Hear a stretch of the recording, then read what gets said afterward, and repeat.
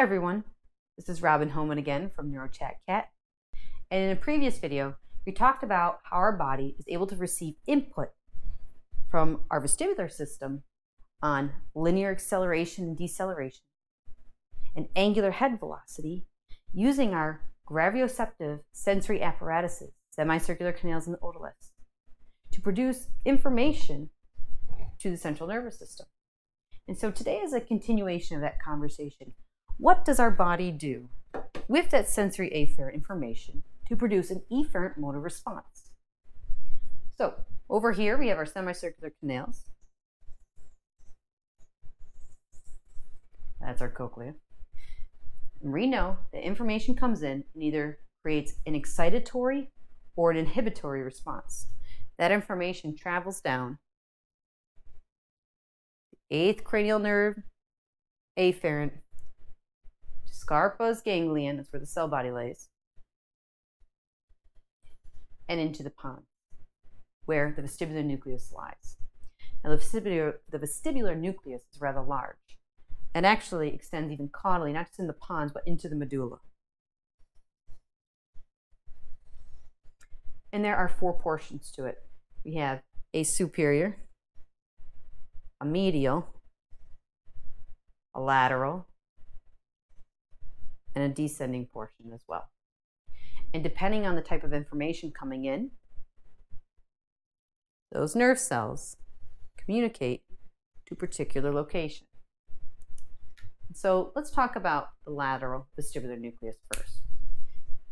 This region receives primarily otolithic response or otolithic information in addition to this information coming from the cerebellum.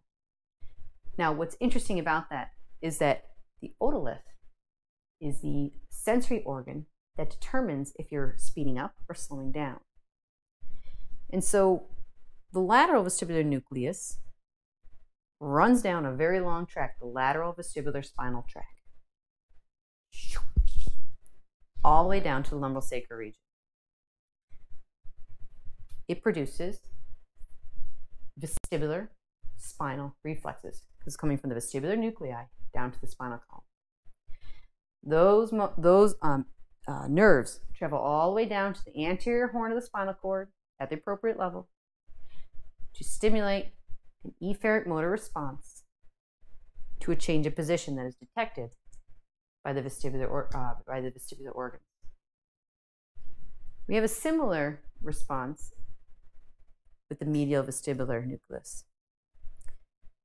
But rather than traveling all the way down to the lumbosacral region, the medial vestibular spinal tract only travels down to the cervical spinal cord.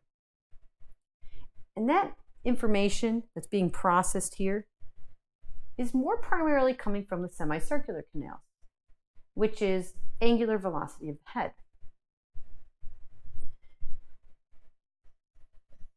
The other type of efferent response that we have is called the vestibular ocular reflex, a very popular, well-known reflex and important for diagnostic purposes.